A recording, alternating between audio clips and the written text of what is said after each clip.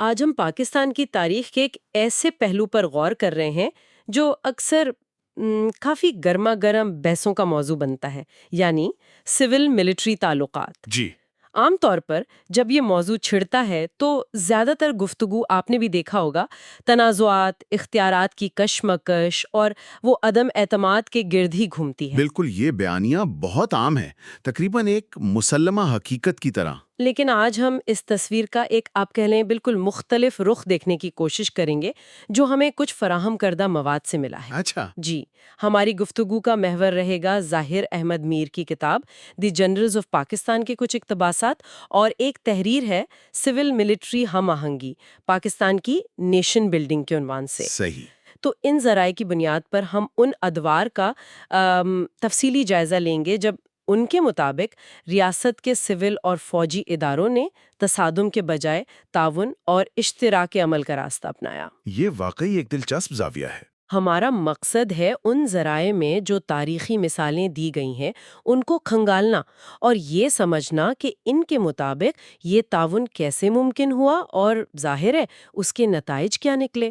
جی بنیادی نقطہ جو یہ مواد پیش کرتا ہے وہ یہ ہے کہ پاکستان کی ترقی کی کہانی صرف اداروں کے ٹکراؤ کی داستان نہیں ہے، ہم، بلکہ ایک اہم دلیل یہ دی گئی ہے اور یہ میں کوٹ کر رہی ہوں کہ پاکستان کی کہانی اکثر سویلین اور فوج کے تصادم کے طور پر بیان کی گئی، مگر حقیقت یہ ہے کہ سب سے زیادہ ترقی تب ہوئی جب دونوں نے ایک ساتھ قوم کی رہنمائی کی۔ یہ تو ایک کافی بڑا دعویٰ ہے۔ جی بالکل، آئیے دیکھتے ہیں کہ یہ ذرائع اس کی تائید میں کیا شواہد پیش کرتے ہیں۔ یقیناً، اور یہ زاویہ اہم اس لیے بھی ہے کہ دیکھیں عام طور پر تاریخ نگاری میں طاقت کے مراکز کے درمیان جو کشمکش ہے اسی پر زیادہ توجہ دی جاتی ہے، صحیح۔ خاص طور پر پاکستان کے تناظر میں۔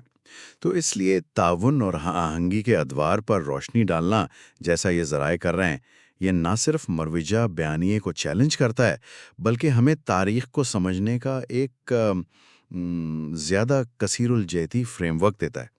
یعنی ایک بیلنسڈ ویو ملتا ہے۔ جی، یہ ہمیں یاد دلاتا ہے کہ قومی تعمیر جیسے پیچیدہ عمل میں مختلف اداروں کے تعلقات ہمیشہ ایک جیسے نہیں رہتے، وہ وقت اور حالات کے ساتھ بدلتے رہتے ہیں۔ بالکل، اور ان ذرائع کے مطابق اس تعاون کی ایک سب سے نمایاں مثال ہمیں ملتی ہے ایوب خان کے دور حکومت میں۔ جی مواد میں اسے پاکستان کا سنہری دور کہا گیا ہے۔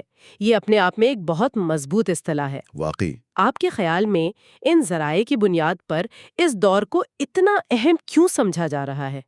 کیا خاص بات تھی اس تعاون میں؟ دیکھیں، محافظ کے مطابق ایوب دور کی خاص بات صرف یہ نہیں تھی کہ تعاون ہوا، بلکہ یہ کہ وہ تعاون کس قسم کا تھا۔ اچھا، وہ کوئی سطحی یا صرف رسمی قسم کا اشتراک نہیں تھا، بلکہ ایک گہری شراکت داری تھی جس میں معاشرے کے آپ کہہ لیں کلیدی شعبوں کو شامل کیا گیا۔ کون کون سے شعبے؟ ذرائع خاص طور پر انجینئرز، بیوروکریٹس اور فوج کے کردار کو نمایاں کرتے ہیں۔ وہ بتاتے ہیں کہ انہوں نے مل کر ایک ٹیم کے طور پر کام کیا۔ ٹیم، یہ تصور کہ مختلف پس منظر اور مہارتوں والے گروہ ایک مشترکہ قومی ایجنڈے پر اکٹھے ہوئے، کیا یہ اس دور کی کامیابی کی کلید تھی ان ذرائع کے مطابق؟ جی بالکل، ماخذ یہی کہتا ہے کہ یہی کلید تھی۔ یہ ٹیم والی بات واقعی دلچسپ ہے۔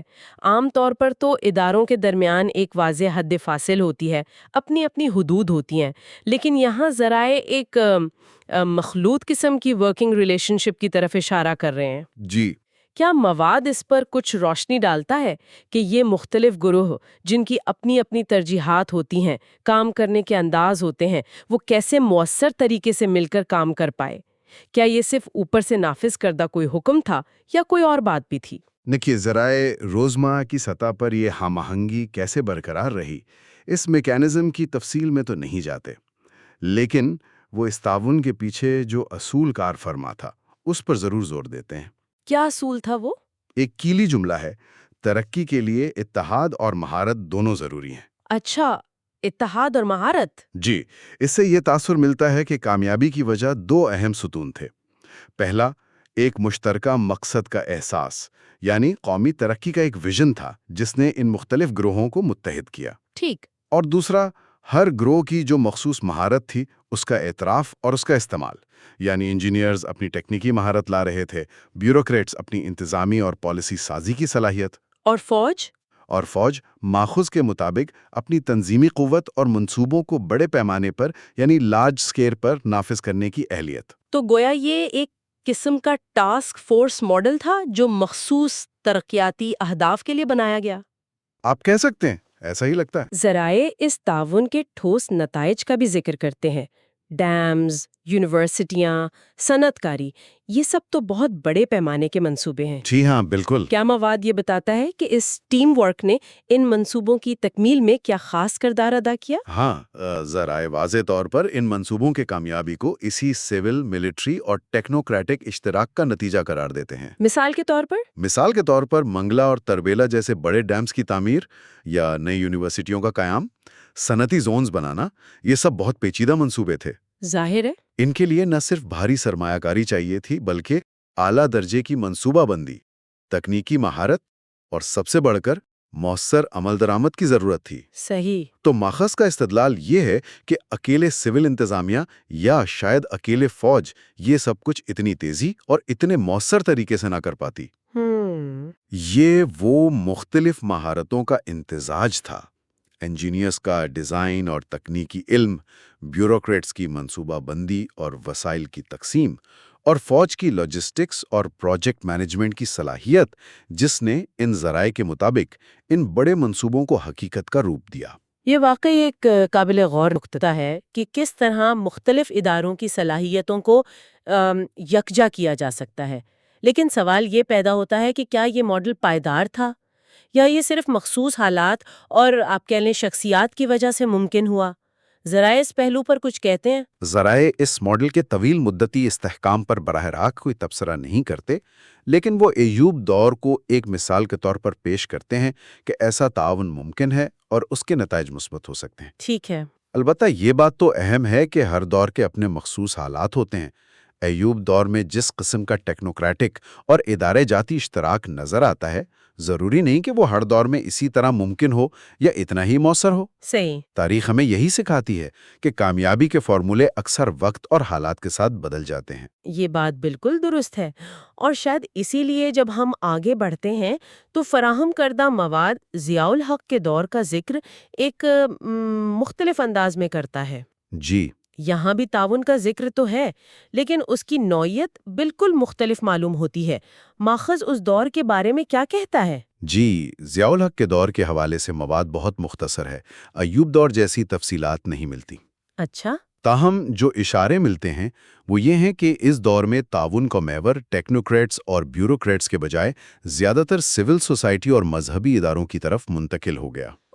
یہ تو بالکل مختلف سب بندی ہے۔ جی ہاں، جہاں ایوب دور کا فوکس بڑے ترقیاتی منصوبوں اور معاشی نمو پر تھا، وہیں ضیاء دور میں ان ذرائع کے مطابق سماجی اور نظریاتی سطح پر ہم آہنگی پیدا کرنے کی کوشش نظر آتی ہے۔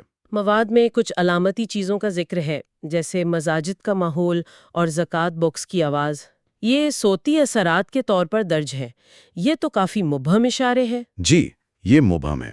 کیا اس سے یہ مراد لی جا سکتی ہے کہ ریاست معاشرے کے مذہبی اور سماجی ڈھانچے کو اپنے مقاصد کے لیے استعمال کر رہی تھی، جیسا کہ کچھ مورخین کہتے ہیں، یا ماخذ اس کی کوئی اور تشریح پیش کرتا ہے؟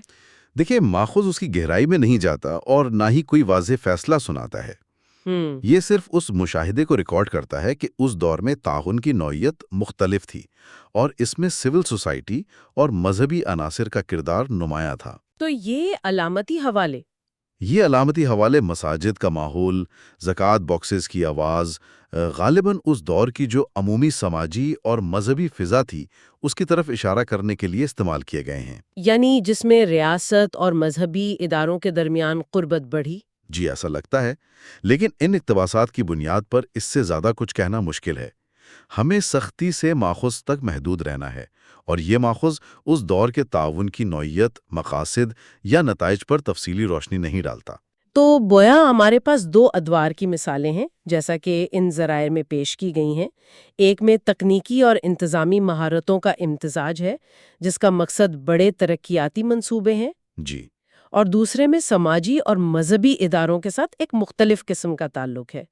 ان دونوں مثالوں کو سامنے رکھتے ہوئے کیا ماخذ کوئی آپ کہہ لیں اوور آرچنگ سبق یا نتیجہ اخذ کرتا ہے کہ سول ملٹری تعاون کے لیے کیا چیز ضروری ہے؟ براہ راست کوئی ایک فارمولا تو پیش نہیں کیا گیا، لیکن دونوں مثالوں کا تقابل دلچسپ ہے۔ کیسے؟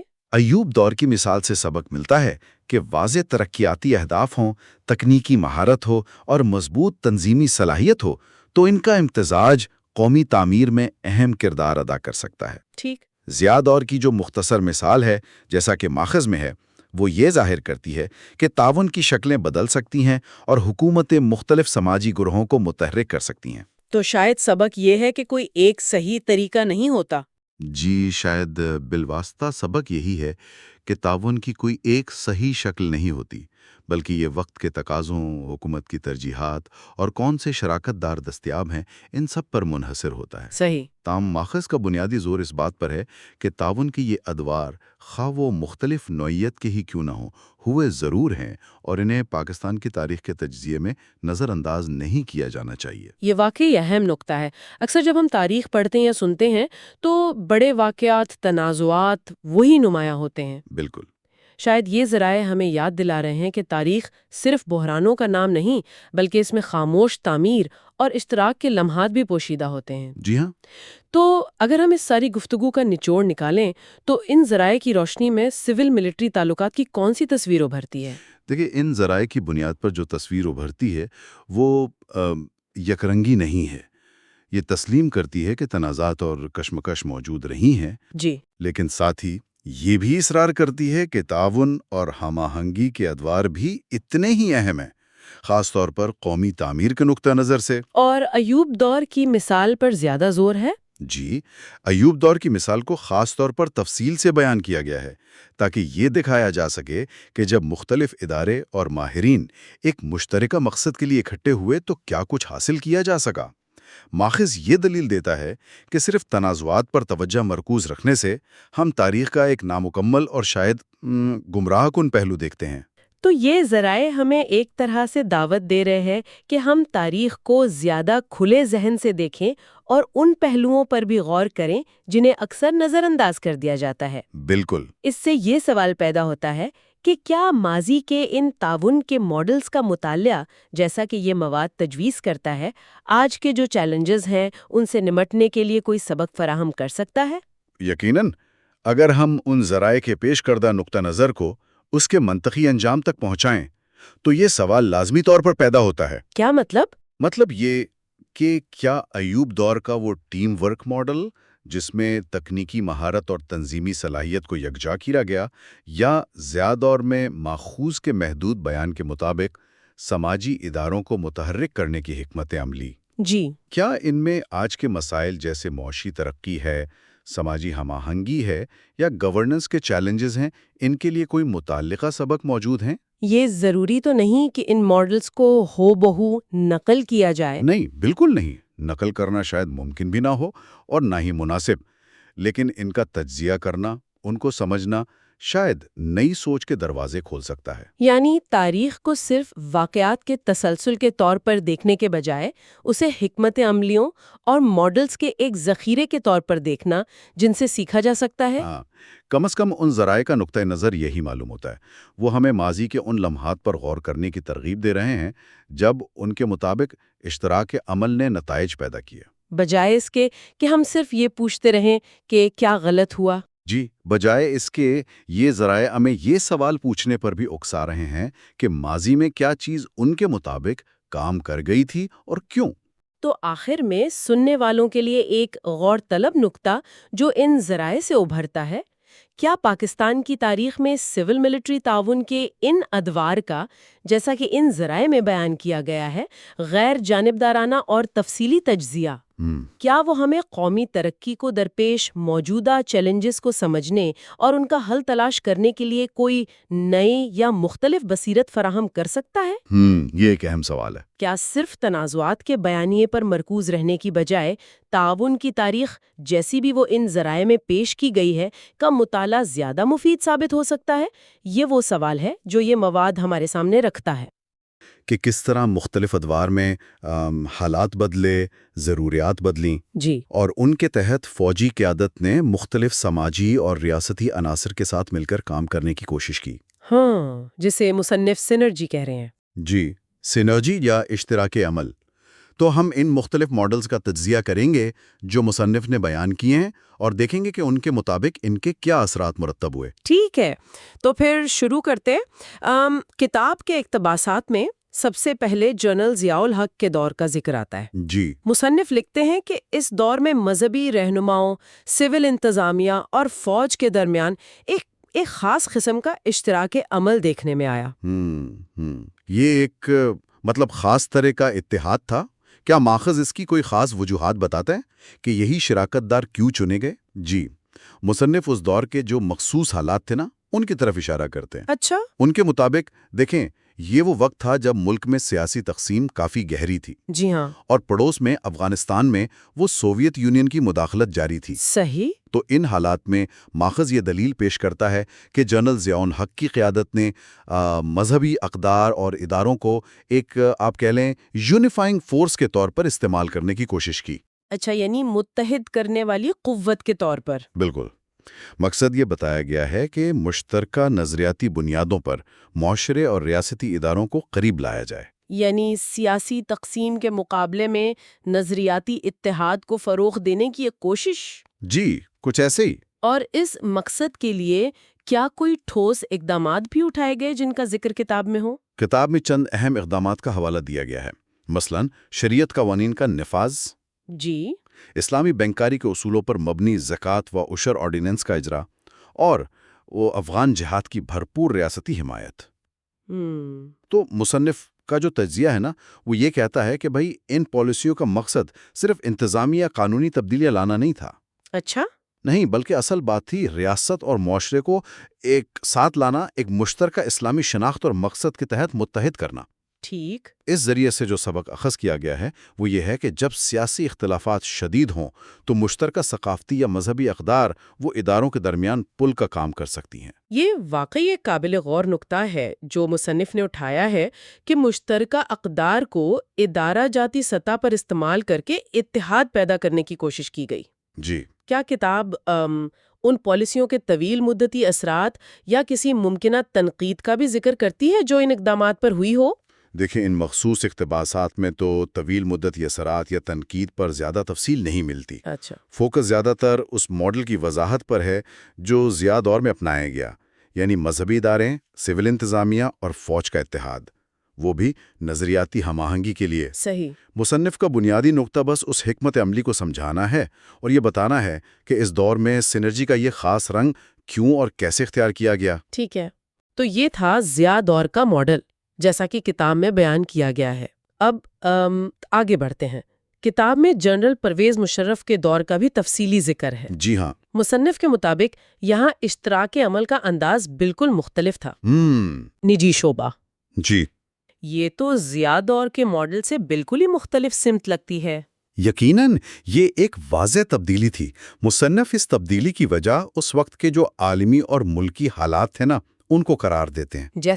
جیسے 9/11 کے بعد کی دنیا تھی، معاشی عالمگیریت کا بڑا زور تھا اور ٹیکنالوجی کی اہمیت بہت بڑھ رہی تھی۔ صحیح۔ ان حالات میں کتاب یہ بتاتی ہے کہ جنرل مشرف کی قیادت نے پاکستان کی ترقی کے لیے وہ معاشی لبرلائزیشن اور ٹیکنالوجیکل اپ گریڈیشن پر توجہ مرکوز کی۔ اچھا۔ اور اس کے لیے ضروری سمجھا گیا کہ نجی شعبے کی جو توانائی ہے، ان کی مہارت ہے، سرمایہ کاری ہے، اس کو متحرک کیا جائے۔ اور اس شراکت داری کے کیا ٹھوس نتائج نکلے جن کا ذکر کتاب میں کیا گیا ہے؟ جی، مصنف اس ماڈل کی کامیابی کی کیا وجوہات بیان کرتے ہیں؟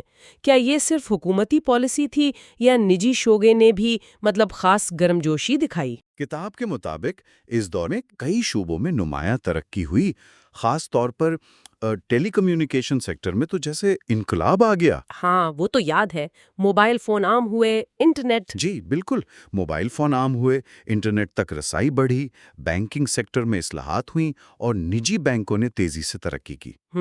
ڈیجیٹل ٹیکنالوجی اور میڈیا کے شعبے بھی کافی پھیلے۔ مصنف اس کامیابی کی وجہ حکومت کی جانب سے سازگار پالیسیاں بنانا، یعنی ڈی ریگولیشن، پرائیویٹائزیشن۔ جی، ڈی ریگولیشن، پرائیویٹائزیشن اور دوسری طرف نجی شعبے کی جانب سے ان مواقع سے بھرپور فائدہ اٹھانا، دونوں کو قرار دیتے ہیں۔ اچھا، یعنی یہ دو طرفہ عمل تھا۔ بالکل دو طرفہ عمل تھا، جہاں ریاست نے ماحول بنایا اور نجی شعبے نے اس میں اپنا کردار ادا کیا۔ تو یہاں سبق یہ ملتا ہے مصنف کے مطابق کہ جب ریاست اور نجی شعبے کے ماہرین اور کاروباری طبقے کے درمیان مؤثر اشتراک ہو تو معاشی اور تکنیکی میدان میں غیر معمولی نتائج حاصل کیے جا سکتے ہیں۔ جی ہاں، یہ ضیاء دور کے نظریاتی اتحاد والے ماڈل سے تو بہت مختلف ہے، جہاں زیادہ زور معیشت اور ٹیکنالوجی پر تھا۔ بالکل۔ مصنف ان دونوں ادوار کا تقابل کرتے ہوئے یہی نقطہ اجاگر کرتے ہیں کہ کس طرح مختلف فوجی رہنماؤں نے اپنے اپنے وقت کے چیلنجز اور مواقع کو دیکھتے ہوئے سینرجی کے لیے مختلف شراکت داروں کا انتخاب کیا۔ صحیح۔ ضیاء دور میں نظریاتی بنیادوں پر اتحاد، جبکہ مشرف دور میں معاشی ترقی کے لیے نجی شعبے کے ساتھ اشتراک۔ لیکن مقصد ایک ہی۔ دونوں کا مقصد مصنف کے مطابق ریاست کو مضبوط بنانا تھا، لیکن راستے اور شراکت دار وہ مختلف تھے۔ یہ موازنہ کافی صورتحال کو واضح کرتا ہے۔ اب اگر ہم بالکل حالیہ دور کی طرف آئیں تو کتاب کے اقتباسات میں فیلڈ مارشل سید عاصم منیر کے حوالے سے سول ملٹری پارٹنرشپ کو ایک نئی آپ کہہ لیں ادارہ جاتی شکل دینے کی بات کی گئی ہے۔ جی، خاص طور پر اسپیشل انویسٹمنٹ فیسیلیٹیشن کونسل یعنی سفسی کا ذکر ہے۔ یہ سفسی کیا ہے اور مصنف کے مطابق یہ پچھلے ماڈل سے کیسے مختلف ہے؟ جی، سفکو کا قیام مصنف کے نزدیک حالیہ دور کی ایک اہم پیش رفت ہے۔ اچھا۔ کتاب میں اسے ایک ایسے پلیٹ فارم کے طور پر بیان کیا گیا ہے جہاں پاکستان کی معاشی بحالی اور ترقی کے لیے سول اور فوجی ادارے مل کر کام کر رہے ہیں۔ اس کا بنیادی مقصد، جیسا کہ مصنف بتاتے ہیں، سرمایہ کاری کی راہ میں جو رکاوٹیں ہیں ان کو دور کرنا، فیصلہ سازی کو تیز کرنا اور مختلف وزارتوں اور اداروں کے درمیان ہم آہنگی پیدا کرنا ہے۔ یعنی یہ ایک طرح کا ون ونڈو آپریشن؟ آپ کہہ سکتی ہیں، ایک طرح کا ون ونڈو آپریشن کا تصور ہے جو خاص طور پر بڑی سرمایہ کاری، بالخصوص خلیجی ممالک سے آنے والی سرمایہ کاری کو سہولت فراہم کرنے کے لیے بنایا گیا ہے۔ تو اس کا مطلب یہ ہوا کہ یہ پہلے کے ادوار کی نسبت زیادہ منظم اور مستقل قسم کی شراکت داری ہے، مطلب ایڈ ہاک بنیادوں پہ نہیں بلکہ ایک باقاعدہ ادارے کی شکل میں۔ مصنف کا تجزیہ تو یہی کہتا ہے۔ اچھا۔ ان کے مطابق پچھلے ادوار میں شراکت داریاں زیادہ تر مخصوص منصوبوں یا وقتی ضروریات کے تحت بنتی تھیں، لیکن SIFC اس اشتراک عمل کو ایک مستقل اور ادارہ جاتی ڈھانچہ فراہم کرنے کی کوشش کر رہی ہے۔ صحیح۔ یہاں فوج اور سویلین وزارتیں، خاص طور پر معاشی امور سے متعلق، وہ ایک میز پر بیٹھ کر فیصلے کر رہے ہیں۔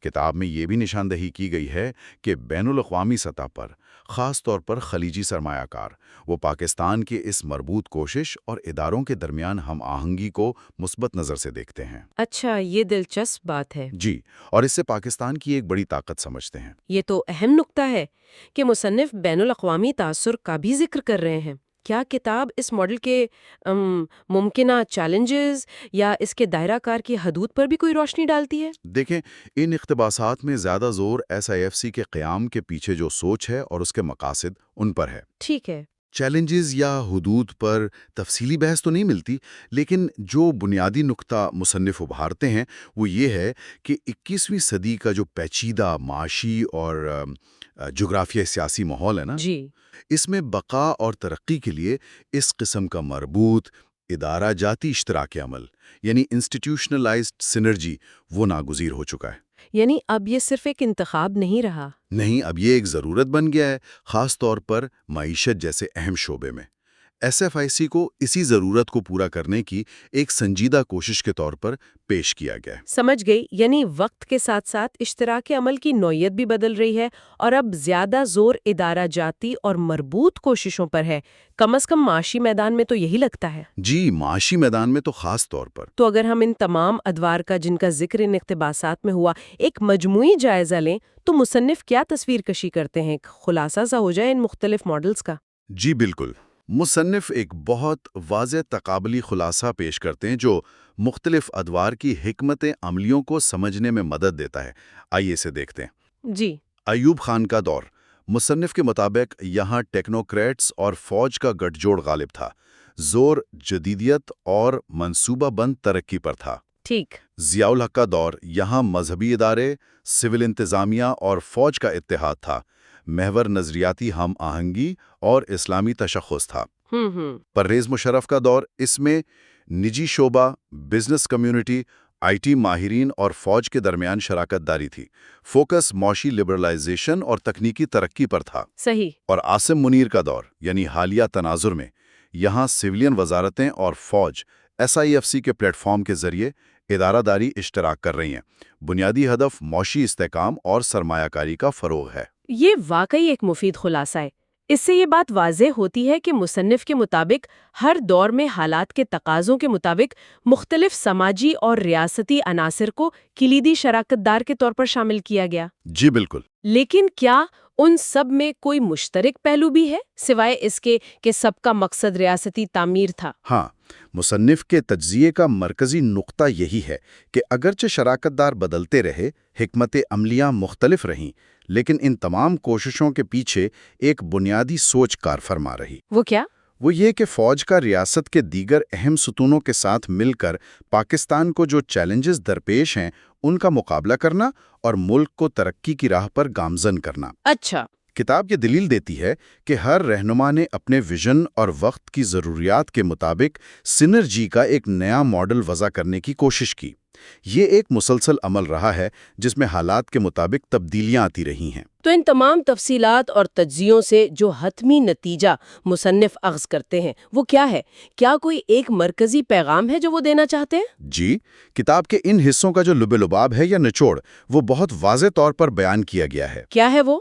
مصنف کا استدلال یہ ہے کہ پاکستان کی تاریخ یہ سبق سکھاتی ہے کہ جب ملک کے سویلین اور فوجی ادارے ایک دوسرے کے مدے مقابل آتے ہیں، محاذہ رائی کی کیفیت پیدا ہوتی ہے، تو اس سے ملک مجموعی طور پر کمزور ہوتا ہے۔ اور اس کے برعکس جب یہ ادارے خاص طور پر سول اور فوجی قیادت ہم آہنگی، تعاون اور اشتراک عمل کا راستہ اپناتے ہیں تو ملک ترقی کرتا ہے اور مضبوط ہوتا ہے۔ تو یہ ہے اصل فارمولا مصنف کے مطابق؟ بالکل، کتاب کا اصل فارمولا یا پیغام یہی ہے: تصادم کے بجائے تعاون، تقسیم اور محاذہ رائی کے بجائے ہم آہنگی اور مل کر کام کرنا۔ مصنف کے نزدیک پاکستان کی ترقی کا راز اسی سینرجی میں پوشیدہ ہے۔ یہ ایک بہت واضح موقف ہے، اور کتاب کے یہ اقتباسات ایک کافی آپ کہہ لیں پرامید پیغام پر ختم ہوتے ہیں۔ جی، جس میں کہا گیا ہے کہ اگر یہ تعاون اور ہم آہنگی جاری رہے تو وہ پاکستان بنایا جا سکتا ہے جس کا خواب دیکھا گیا تھا۔ یہاں تک ایک نعرہ بھی شامل کیا گیا ہے: پاکستان زندہ باد، the next world super power. یقیناً یہ ایک انتہائی پرامید اور حوصلہ افزا اختتام ہے جو مصنف نے پیش کیا ہے۔ جی۔ تاہم یہ پورا تجزیہ جو زیادہ تر معاشی ترقی کے لیے SIFC جیسے ادارہ جاتی اشتراک پر مرکوز ہے، ایک اہم سوال بھی ذہن میں لاتا ہے جس پر مزید سوچ بچار کی گنجائش ہے۔ اچھا، وہ کیا سوال ہے؟ سوال یہ ہے کہ جس طرح معیشت کے شعبے میں SIFC کے ذریعے ایک منظم ادارہ جاتی ہم آہنگی یعنی انسٹیٹیوشنلائزڈ سینرجی پیدا کرنے کی کوشش کی جا رہی ہے، جی، کیا قومی زندگی کے دیگر اہم شعبوں میں بھی اسی طرز کی حکمت عملی کارآمد ثابت ہو سکتی ہے؟ مثال کے طور پر کیا تعلیم کے معیار کو بلند کرنے، صحت عامہ کی سہولیات کو بہتر بنانے یا آپ کہیں ماحولیاتی تبدیلی جیسے سنگین چیلنج سے نمٹنے کے لیے کیا ان شعبوں میں بھی اسی طرح کے مربوط کثیر الاداراتی یعنی ملٹی سٹیک ہولڈر پلیٹ فارمز کی ضرورت اور گنجائش موجود ہے؟ جہاں تمام متعلقہ ادارے مل کر کام کریں۔ جی، جہاں تمام متعلقہ ادارے مل کر واضح اہداف کے ساتھ طویل مدتی منصوبوں پر کام کریں۔ یہ ایک ایسا نقطہ ہے جو مستقبل کی پالیسی سازی اور ریاستی تعمیر کے حوالے سے غور طلب ہو سکتا ہے۔